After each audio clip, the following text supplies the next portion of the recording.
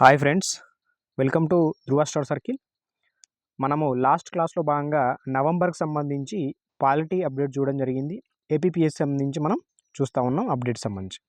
Right, ఈ వీడియోలో భాగంగా మనం అక్టోబర్ అదేవిధంగా నవంబరు ఈ 2 months సంబంధించి మనము ఎకనామీ అప్డేట్స్ చూస్తాం. ఓకే, మీరు ఫస్ట్ టైం కనుక మన ఛానల్ చూస్తున్నట్టయితే ఖచ్చితంగా సబ్స్క్రైబ్ చేసుకోండి ఛానల్ని. ధృవ స్టార్ సర్కిల్ అని చెప్పేసి మనకి టెలిగ్రామ్ గ్రూప్ ఉంటుంది, దాంట్లో జాయిన్ అవ్వండి. ఈ పీడిఎఫ్ క్లాస్ అయిన వెంటనే మీకు గ్రూప్లో పోస్ట్ చేయబడుతుంది, చూసుకోండి ఒకసారి. ఓకే, క్లాస్ విన్న తర్వాత మీరు ఒకసారి ఈ పీడిఎఫ్ చూసుకోవచ్చు. కంప్లీట్గా మనకి 2 months సంబంధించి కరెంట్ ఎకనామీ అండి. లాస్ట్ వీడియోలో మనం ఆల్రెడీ డిసెంబర్ సంబంధించి పాలిటీ చూసినాం, ఎకనామీ చూసినాం. అదేవిధంగా నవంబర్కి సంబంధించిన పాలిటీ కూడా చూడడం జరిగింది. ఈ క్లాస్లో అయితే మనం అక్టోబర్ అదేవిధంగా నవంబర్ సంబంధించి ఎకనామీ అప్డేట్స్ చూస్తాం. ఈ ఎకనామీ అప్డేట్స్లో భాగంగా 2 months సంబంధించి ఒకటి వెరీ ఇంపార్టెంట్స్ ఉన్నాయి, చూసుకోండి. భారతదేశం యొక్క మొట్టమొదటి బ్లూ లోన్ అని చెప్పేసి మనకు వార్తల్లో ఉంది ఎకనామీ సంబంధించి. Right, okay. ఇక్కడ బ్లూ లోన్ అంటే ఏం లేదు, ఇక్కడ మెరైన్ అదేవిధంగా కోస్టల్ సంబంధించిన ప్రాజెక్టులో పెట్టుబడి పెట్టడం. ఓకే, సముద్రం సంబంధించిన లేకుంటే తీర ప్రాంతాలకు సంబంధించిన దాంట్లో పెట్టుబడి పెట్టడమే దాన్ని బ్లూ లోన్ అని చెప్పేసి అంటాం. అయితే భారతదేశం యొక్క ఫస్ట్ టైం బ్లూ లోన్ ఏదంటే ఇంటర్నేషనల్ ఫైనాన్స్ కంపెనీ, ఐఎఫ్సి అని చెప్పేసి పిలుస్తాం. ఇది ఒప్పందం చేసుకున్నది. బ్యాంక్ యొక్క ఒప్పందం ఎంత అంటే 500 million.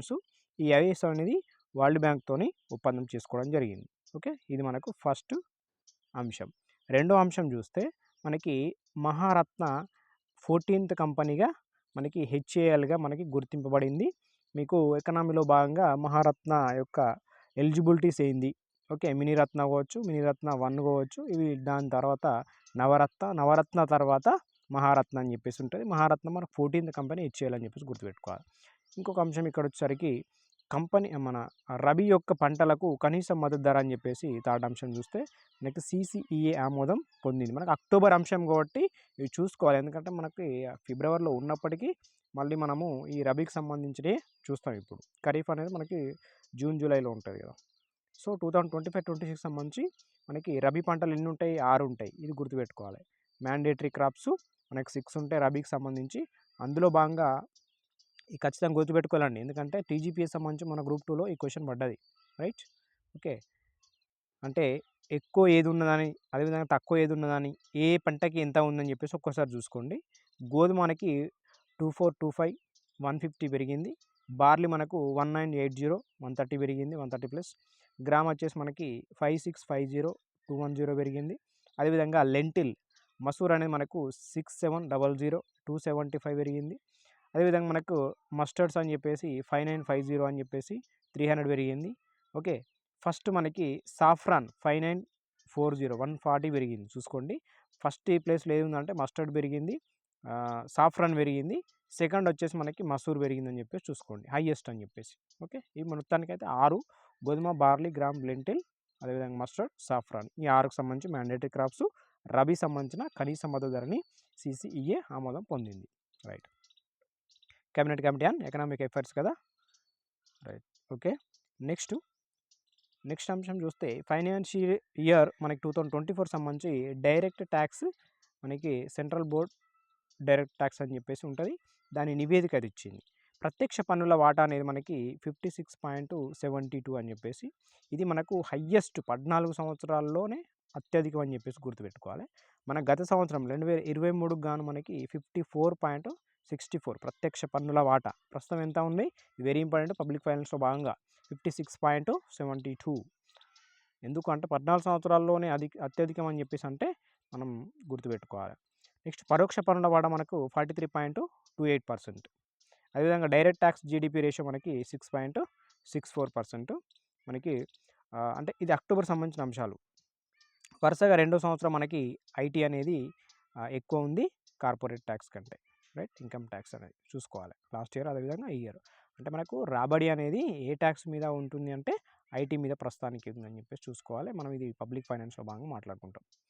నెక్స్ట్ రాష్ట్రాల వారిగా కనుక చూసుకుంటే మనకి మహారాష్ట్ర ఫస్ట్ ఉంది, తర్వాత కర్ణాటక ఉంది, తర్వాత ఢిల్లీ ఉంది. ఇవి 3 రాష్ట్రాలు. ఇక్కడ మనం ఏం మాట్లాడుకున్నాం? ప్రత్యక్ష పన్నుల వాటా అనేది 56%, 14 సంవత్సరాల్లోనే అత్యధికం. లాస్ట్ ఇయర్ చూసుకుంటే 54%. పరోక్ష పన్నుల వాటా మాత్రం 43%. ఈ డైరెక్ట్ ట్యాక్స్ జీడిపి రేషియో అనేది 6.64%. ఇది కనీసం వరుసగా మనకు ఐటీ అనేది ఎక్కువ మొత్తంలో ఫస్ట్ ఉంది ట్యాక్స్. నెక్స్ట్ చూస్తే పారిశ్రామిక మద్యంపై మనకి పన్ను విధించే అధికారం రాష్ట్రాలదని చెప్పి సుప్రీంకోర్టు తీర్పిచ్చింది మనకు. 8:1 నిష్పత్తిలో బివి నాగరత్న గారు దీన్ని వ్యతిరేకించడం జరిగింది. సో అవన్నీ ఎవరు అంటే బివి నాగరత్న అని చెప్పేసి గుర్తుపెట్టుకోవాలి. ఎక్కువ శాతం బివి నాగరత్న గారు ఏ తీర్పులో అయినా కొంచెం అందరికీ వ్యతిరేకంగాను ఆమెది ఉంటుంది మ్యాక్సిమం. కేసు నేమ్ వచ్చేసి మనకు యూపీ వర్సెస్ లతాప్రసాద్ వైశ్యు అని చెప్పేసి. ఇక్కడ స్టేట్ లిస్ట్ అనేది మనకు ఎంట్రీ 8లో భాగంగా మత్తు, మద్యం ఉత్పత్తి, తయారీ, రవాణా, కొనుగోలు, అమ్మకం అని చెప్పేసి ఉంటాయి. అదేవిధంగా యూనియన్ లిస్ట్లో భాగంగా మనకి ఎంట్రీ 52లో పారిశ్రామిక కొనుగోలు, అమ్మకం నియంత్రణ చట్టం అనేది యూపీ అండర్లో ఉంటుంది. సో ఇది స్టేట్కి సంబంధించి అధికారం ఏంటిది, యూనియన్ సంబంధించి అధికారం ఏందని చెప్పేసి చెప్తుంది ఈ కేసులో భాగంగా. Next synthetic chemical limited versus UP 1990 ప్రకారం కేంద్రానికి అధికారం రివర్స్ అయితే చేసింది. అంటే ఈ అధికారం ఏంటంటే కేంద్రానికే ఉంటుందని చెప్పేసి ఈ synthetic chemical limited versus UP 1990 చెప్తే, ఇప్పుడు ప్రస్తుతానికి రాష్ట్రాలకే ఉందని చెప్పేసి ఈ కేసును రివర్స్ చేసిందని చెప్పేసి మనం చూసుకోవాలి. ప్రస్తుతానికి ఏంది మనకి ఈ కెమికల్ సంబంధించి ట్యాక్స్ విధించే అధికారం ఎవరికి ఉందంటే స్టేట్స్కి ఉందని చెప్పేసి చూసుకోవాలి. అంశం ఇంపార్టెంట్ అంటే వెరీ ఇంపార్టెంట్, ఇక్కడ మీకు క్వశ్చన్ పడే ఛాన్స్ ఉంటుంది. రైట్. నెక్స్ట్ మనం చూసుకుంటే ఈ ఆర్బీఐ ద్రవ్య విధాన పునర్వ్యవస్థీకరణ అని చెప్పేసి ఆల్రెడీ మనం డిసెంబర్ సంబంధించి మాట్లాడుకున్నాం. ఇది అక్టోబర్ కాబట్టి నేను దానికి సంబంధించిన ఈ రెపో రేట్ కావచ్చు, బ్యాంక్ రేట్ కావచ్చు, ఇవి మనకి సిఆర్ఆర్ కావచ్చు, ఎస్ఎల్ఆర్ కావచ్చు, ఇవి ఇవ్వలేదు. ఎందుకు ఇవ్వలేదు అంటే ఆల్రెడీ మనము అప్డేట్స్ డిసెంబర్ చూసినాం. ఇక మళ్ళీ మనకు అక్టోబర్ అవసరం లేదు. సో అక్టోబర్ మళ్ళీ లేటెస్ట్ వచ్చినాక అక్టోబర్ అడగదు కదా. సో అందుకోసం చెప్పేసి ఇక్కడ ఏంటంటే ఈ ఆర్బీఐ అంటే మనం గుర్తుపెట్టుకునే విధంగా రామ్ సింగ్, అదేవిధంగా భట్టాచార్య, అదేవిధంగా నగేష్ కుమార్, వీళ్ళు ముగ్గురు మళ్ళీ పునర్వ్యవస్థీకరణ జరిగింది. ఆర్బీఐ ద్రవ్య విధాన కమిటీ పునర్వ్యవస్థీకరణలో భాగంగా వీళ్ళు ముగ్గురు రావడం జరిగింది. ఇక్కడ మనకి ఎంపీసీకి సంబంధించి మానిటరీ పాలసీ కమిటీకి సంబంధించి 6 మెంబర్స్ ఉంటారు కదా. ఈ 6 మెంబర్స్లో మనకి ఎవరు ఈ ఆర్బీఐ యాక్ట్ 1934 ప్రకారం మనకు ఉర్జిత్ పటేల్ కమిటీ సిఫార్సు మేరకు 2016లో ఏర్పడ్డది. ఓకే, అంటే ఈ 6 మెంబర్ని తీసుకున్నాం మనం. ఈ ముగ్గురు ఎవరంటే ఈ ముగ్గురులో భాగంగా ఒకరు ఆర్బీఐ గవర్నర్, ఒకరు ఆర్బీఐ డిప్యూటీ గవర్నర్, ఇంకొకటి ఆర్బీఐ బోర్డు మెంబర్ అని చెప్పేసి ముగ్గురు ఉంటారు. ఇంకొక ముగ్గురు ఎవరు ఎంపిక చేస్తారంటే మనం జిఎస్ పాయింట్ మాట్లాడుకుంటున్నాం. ఇది ఇక్కడ వరకు మనకి కరెంట్ అఫైర్స్. దాంట్లో భాగంగా మనకి ఎంపీసీ ద్రవ్య విధాన కమిటీ అనేది ఎవరి సిఫార్సు మేరకు అంటే ఉర్జిత్ పటేల్ కమిటీ సిఫార్సు మేరకు. ఏ యాక్ట్ అంటే ఆర్బీఐ యాక్ట్ 1934 ఎప్పుడు ఏర్పడిందంటే 2016లో ఏర్పాటు చేసుకున్నాం. మనకి ముగ్గురు ఆర్బీఐ సంబంధించిన వాళ్ళు ఉంటారు, ముగ్గురేమో గౌట్ సంబంధించి ఎంపిక చేస్తారు. ఈ ప్యానెల్లో భాగంగా ఫస్ట్ అంటే ఎంపిక ప్రక్రియ అనేది ప్యానెల్ ఉంటుంది. ఈ ప్యానెల్లో మనకి ఆర్బీఐ గవర్నర్ ఉంటారు, అదేవిధంగా మనకి క్యాబినెట్ సెక్రటరీ ఉంటారు, ఇంకొకటి డిపార్ట్మెంట్ ఆఫ్ ఎకనామిక్ అఫైర్స్ సంబంధించి సెక్రటరీ ఉంటారు. అతను ఎవరు అంటే అజయ్ సేత్ అని చెప్పేసి గుర్తుపెట్టుకోవాలి. ఈ పేర్లు గుర్తుపెట్టుకోవాలండి. క్యాబినెట్ సెక్రటరీ అని చెప్పేసి సోమనాథన్. ఓకే, మనకు రీసెంట్గా క్వశ్చన్ రావడం జరిగింది టీజీపీఎస్లో. రైట్. Next final selection. వీళ్ళు ఎంపిక చేసిన తర్వాత ఫైనల్ సెలక్షన్ ఎవరు చేస్తారంటే పిఎంఓ చేస్తారు ఫైనల్గా. రైట్. నెక్స్ట్ యాంటీ ప్రాఫిటరింగ్ కొత్త ఫిర్యాదులు 1 ఏప్రిల్ 2025 వరకు గడువు అని చెప్పేసి మనకి ఇవ్వడం జరిగింది. ఇక్కడ గౌటు నోటిఫై చేస్తే 1 April 2025 sunset date for GST anti profiteering. అదేవిధంగా 1 ఏప్రిల్ 2024 నుంచి మనకి యాంటీ ప్రాఫిటరింగ్ ప్రొవిజన్ కింద ఉన్న అన్ని పెండింగ్ కేసులని జిఎస్టీ అప్లేట్ ట్రిబ్యునల్ అయితే ప్రిన్సిపల్ బెంచ్కి చేస్తుందని చెప్పేసి మనకు అప్పుడు వార్తలో ఉంది. ఇంతవరకు కాంపిటీషన్ కమిషన్ ఆఫ్ ఇండియా ఉండేది. ఇప్పుడు మాత్రం జిఎస్టీ అప్లేట్ ట్రిబ్యునల్ అని చెప్పేసి గుర్తుపెట్టుకోవాలి. దీనికి సంబంధించిన అన్ని యాంటీ ప్రాఫిటరింగ్ సంబంధించిన అన్ని ఫిర్యాదులు కూడా జిఎస్టీ అప్లేట్ ట్రిబ్యునల్కి వెళ్తుంది. ఇంతకుముందు సిసిఐకి ఉండేది, అది గుర్తుపెట్టుకోవాలి. ఇక్కడ కేసు ఏంటంటే మనకి ఒక్క నిమిషం, ఇది ఆల్రెడీ మనం డిస్కస్ చేసినాం. ఓకే, ఆర్బీఐ ఎంపీసీ మీటింగ్ అనేది మనకి పెట్టుకున్న. ఇక్కడ నేను చెప్పాల్సింది ఏంటంటే ఈ రెపో రేట్ కానీ రివర్స్ రెపో రేట్ కానీ ఇవన్నీ మనం ఆల్రెడీ డిసెంబర్ సంబంధించిన మాట్లాడుకున్నాం కాబట్టి ఇక్కడ అక్టోబర్ ఇవన్నీ మెన్షన్ చేయట్లేదు. రైట్. ట్రాన్సాక్షన్ నిర్ణయాలు జరిగినాయి అంటే వాటికి అదనంగా మనకు ట్రాన్సాక్షన్ నిర్ణయాలు జరిగినాయి. ఇంపార్టెంట్, ఇక్కడ క్వశ్చన్ పడుతుంది మనకి. యూపీఐ లైట్ అనేది ఉంటుంది కదా, యూపీఐ లైట్ అంటే ఆఫ్లైన్ ద్వారా మనకు 2000 నుంచి 5000 అయితే పెంచడం జరిగింది. మనకు ఆల్రెడీ 2024 సంబంధించి 23-24 సంబంధించి సర్వేలో మనకు మెన్షన్ చేయడం జరిగింది. నిర్మలా సీతారామన్ గారు ఆర్థిక శాఖ మంత్రి మనకు యూపీఐ లైట్ 2000 నుంచి 5000 పెరిగింది. ఒక్కొక్క లావాదేవీకి పరిమితి అనేది మనకు 500 నుంచి 1000 రూపాయలకు పెంపు జరిగింది. అదేవిధంగా యూపీఐ 123P అని చెప్పేసి ఇంకొకటి ఉంటుంది. ఈ ఒక్కో లావాదేవీకి మనకి 5000 నుంచి 1000కి పెంచడం జరిగింది. అది గుర్తుపెట్టుకోవాలి. యూపీఐ లైట్ ఏమో 2000 నుంచి 5000 పెరిగింది. ఒక్కో లావాదేవీ 500 నుంచి 1000. యూపీఐ 123 ఏమో 5000 నుంచి మనకి ఇక్కడ యాక్చువల్‌గా 10,000 అండి, గుర్తుపెట్టుకోండి. 5000 నుంచి 10K అని చెప్పేసి గుర్తుపెట్టుకోవాలి. ఇక నేను 1000 అని చెప్పేసి పడ్డది అక్కడ. రైట్. ఇది ఎంపీసీ మీటింగ్ యొక్క ట్రాన్సాక్షన్ నిర్ణయాలు. నెక్స్ట్ మనకి ఏడీబీలో 69th మెంబర్కి మనకి ఇజ్రాయెల్ అయితే చేరింది. Okay, ADB. నెక్స్ట్ ధాన్యం ఉత్పత్తిలో భాగంగా మనకి కేంద్ర వ్యవసాయ శాఖ నివేదిక ఇస్తే ఫస్ట్ ప్లేస్ ఎవరంటే తెలంగాణ. ఇక్కడ నేను ఫిగర్స్ రాయలేదు, బట్ ఏంటంటే స్టేట్స్ అయితే గుర్తుపెట్టుకోండి. యూపీ, థర్డ్ పశ్చిమ బెంగాల్, ఫోర్త్ పంజాబ్, ఫిఫ్త్ ఛత్తీస్గఢ్. ధాన్యం ఉత్పత్తి కేంద్ర వ్యవసాయ శాఖ నివేదిక ఇచ్చింది. ఇట్లాంటి క్వశ్చన్స్ పడతాయి మనకి. నెక్స్ట్ పిఎంఎంవై రుణ పరిమితి అనేది మనకి అదే ప్రధానమంత్రి ముద్రా యోజన అని చెప్పేసి ఉంటుంది కదా. మనకి రుణ పరిమితి అనేది మనకి తరుణ్ ప్లస్లో భాగంగా రుణాలు చెల్లించిన వారికి మనకి 25 లక్షలు అనేది పెంచడం జరిగింది. మనకి జనరల్గా ఎట్లా ఉంటుంది అంటే శిశువు అయితే 5K ఉంటుంది, కిషోర్ అయితే 50 lakhs ఉంటుంది, తరుణ్ అయితే మనకి 10 lakhs ఉంటుంది. ఓకే, ఇది 5K కాదండి, యాక్చువల్గా 50K. ఓకే, 50K శిశువు అనేది 50K, శిశువు 50K, కిషోర్ 50 lakhs, తరుణ్ 10+ ఉంటే దీన్ని 20+ చేయడం జరిగింది. అది కూడా ఏంటంటే గత రుణాలు తిరిగి చెల్లించిన వారికి మాత్రం వర్తిస్తుంది ఇది రుణ పరిమితి పెంపు అనేది. క్యూఆర్ కోడ్ ఆధారంగా మనకి చిల్లర యంత్రం అని చెప్పేసి ఎక్కడ అంటే కోజికోడ్లో. ఇది మనకి ఏం చేస్తుంది, ఫెడరల్ బ్యాంక్తో మనకి అంటే ఏటీఎం ఉంటుంది, మనకి చిల్లర ఏటీఎం అన్నట్టు. కోజికోడ్ ఫెడరల్ బ్యాంక్ అని చెప్పేసి గుర్తుపెట్టుకోవాలి. కాయిన్స్ మనకు 1, 2, 5, 10 ఈ రూపీస్ అయితే ఉంటాయి మనకి కాయిన్స్. నెక్స్ట్ మనకి కొచ్చిన్ షిప్ యార్డ్ యొక్క లిమిటెడ్ డిస్ఇన్వెస్ట్మెంట్ మనకి ఆఫర్ ఫర్ సేల్ ద్వారా 5% అయితే ఉపసంహరించుకున్నట. తెలుసు కదా, మన గవర్నమెంట్ సంబంధించిన సంస్థలు కానీ ప్రభుత్వం సంబంధించిన ఆస్తులు కానీ డిస్ఇన్వెస్ట్మెంట్ చేయడంలో భాగంగా కొంత ఉపసంహరించుకుంటుంది. అది అంటే సేలింగ్ అనమాట. Existing share transfer general public అని చెప్పేసి 50th meeting of the international monetary and financial committee మనకి హోస్ట్ ఎక్కడ అంటే వాషింగ్టన్ డీసీలో అని చెప్పేసి చూసుకోవాలి. ఇవన్నీ ఎకనామిక్ సంబంధించి. ఓకే, ఇవి అయిపోయింది ఆల్రెడీ, మనకి డబుల్ రావడం జరిగింది. Next digital euro. ఈ డిజిటల్ యూరోలో భాగంగా మనకు యూరోపియన్ సెంట్రల్ బ్యాంక్ ప్రారంభించిన సెంట్రల్ బ్యాంక్ డిజిటల్ కరెన్సీ. ఇక్కడ చూసుకోవాలి ఏంటంటే డిజిటల్ యూరో అని చెప్పేసి ఉంది కదా, యూరోపియన్ సెంట్రల్ బ్యాంక్ ప్రారంభించిన సెంట్రల్ డిజిటల్ కరెన్సీ అని చెప్పి central bank digital currency. CPI మరియు ఐఐపి డేటా యొక్క విడుదల సమయం అనేది మార్పు చేయడం జరిగింది. Ministry of statistics and programme implementation అని చెప్పేసి ఎవ్రీ మంత్ మనకి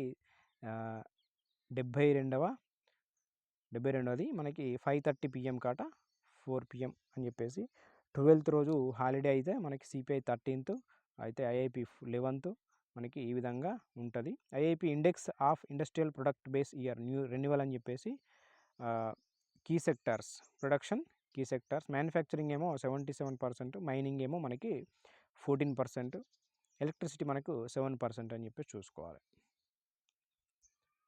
నెక్స్ట్ ఎఫ్పిఐ 10% కంటే తక్కువ పెట్టుబడి ఉంటే మనకి ఎఫ్పిఐ అంటే 10% కంటే తక్కువ పెట్టుబడిని ఎఫ్ఐఐ అని చెప్పి పిలుస్తాం. 10% కంటే మించి దాన్ని ఎఫ్డిఐగా పరిగణిస్తాం. అయితే ఈ ఎఫ్డిఐలు మనకి నిషేధం ఉన్న రంగాలకి వర్గీకరణ చెల్లుబాటు కాదు. ఏవైతే నిషేధం కొన్ని ఉంటాయి కదా, మనకు ప్రతి ఎఫ్డిఐ అనుమతి ఉండదు. ఇటీవల మనకు అంతరిక్ష రంగంలో ఎఫ్డిఐ అనేది అనుమతి పొందింది. అది కూడా మనకి అంతరిక్ష రంగంలో భాగంగా లాంచింగ్స్ కావచ్చు, లాంచింగ్ వెహికల్స్ కావచ్చు, అదేవిధంగా దానికి సంబంధించిన పార్ట్స్ కావచ్చు, ఇట్లా 50% 74% అని చెప్పేసి 49% అని చెప్పేసి 100% అని చెప్పేసి 3 వర్గాలుగా మనము దాన్ని అనుమతించడం జరిగింది అంతరిక్షంలో భాగంగా ఎఫ్డిఐని. అట్లా కొన్ని నిషేధ రంగాలు ఏవైతే ఉంటాయో దానికి సంబంధించి చెల్లుబాటు కాదు అని చెప్పేసి చూసుకోవాలి. Next PAN 2.0 project. PAN 2.0 project పన్ను చెల్లింపుదారులు మనకి డిజిటల్ అనుభవాన్ని మెరుగుపరచడం. ఇది 3 ప్లాట్ఫామ్లను ఏకృతం చేసిందట. అదొకటి UTIILSL, అదేవిధంగా ప్రొటెమ్ ఈ గవర్నమెంట్, మూడోది ఈ ఫిల్లింగ్ పోర్టల్. అయితే ఇది ఏంటంటే క్యూఆర్ కోడ్ ప్లస్ బయోమెట్రిక్ కూడా రెండు కూడా మనకి వర్తిస్తాయి. క్యూఆర్ కోడ్ స్కాన్ చేసేది, బయోమెట్రిక్ అంటే మనం థంబ్ వేసేది. ఎన్ని ప్రాజెక్ట్ అది అంటే ఏం లేదు, పన్ను చెల్లింపు ఏవైతే ఉంటాయో దానికి సంబంధంగా దానికి అనుబంధంగా మనకి డిజిటల్ అనుభవాన్ని మెరుగుపరచడం కోసం ఈ 3 మనకి ఏకీకృతం చేసిందట. అవి 3 ఏంటని చూసుకోవాలి. అదేవిధంగా క్యూఆర్ కోడ్ ప్లస్ బయోమెట్రిక్ అని చెప్పేసి. నెక్స్ట్ ఈశ్రమ్ ఇది ఈశ్రమ్ యాక్చువల్గా మనం ఈశ్రమ్ పోర్టల్ అని చెప్పేసి చూసుకోండి. ఈశ్రమ్ పోర్టల్ మనకి నైస్ సెక్టార్ కేటగిరీగా ఒకటి ఫస్ట్ వ్యవసాయ కార్మికులు, రెండోది డొమెస్టిక్ వర్కర్స్, మూడోది కన్స్ట్రక్షన్ వర్కర్స్ అని చెప్పేసి.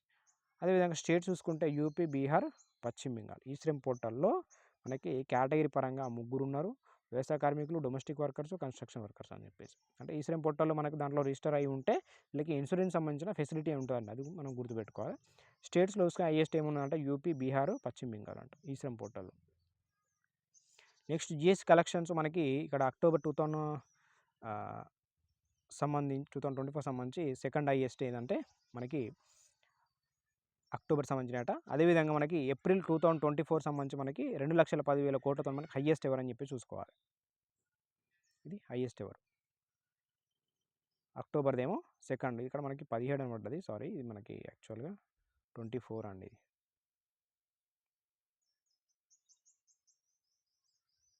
మీకు పీడిఎఫ్ పోస్ట్ చేసేటప్పుడు నేను ఎడిట్ చేసి పెడతాను, డోంట్ వరీ.